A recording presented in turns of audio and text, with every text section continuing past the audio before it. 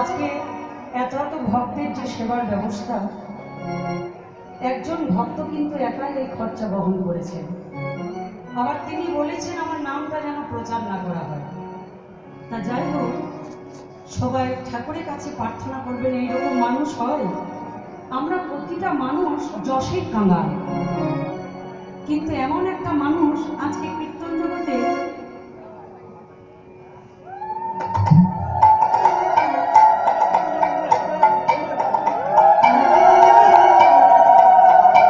দেখুন, আজকে প্রায় 20-22 বছর কীর্তন করা হয়ে গেল, কিন্তু এইরকম অভিজ্ঞতা আমার নেই। আজ এই মুহূর্তে এই অভিজ্ঞতাটা হলো যে মানুষ এখনো আছে যে যশের কাঙাল নেই।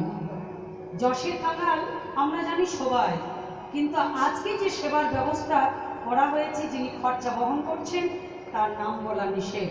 তা যাই হোক, আমি সেই মানুষকে সেটাও জানি না, তাকে আমি গানের শেষে একবার দর্শন করব।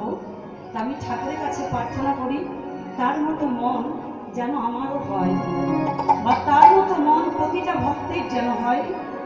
কৃষ্ণ চরণে তার যেন মতি থাকে, এবং কৃষ্ণ তাকে যেন জন্ম জন্মান্তরে এইভাবেই পাঠায়, তিনি যেন কৃষ্ণ ভক্তের সেবার জন্য এইভাবে দান করতে পারে। তা সবাই মিলে একবার সেই দাদার জন্য প্রেমানন্দে নিতাই গৌর হরি হরি হরি। আমাদের একটাই দুঃখ রয়ে গেল, সেই দাদাকে এখনো আমরা কে সেটা জানতে পারলাম না। তা যাই হোক,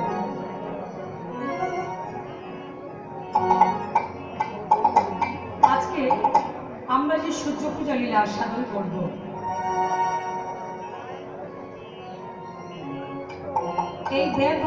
এই ব্যয়ভার বহন করছেন এই কীর্তন গান, মানে আমার সম্প্রদায়টার নাম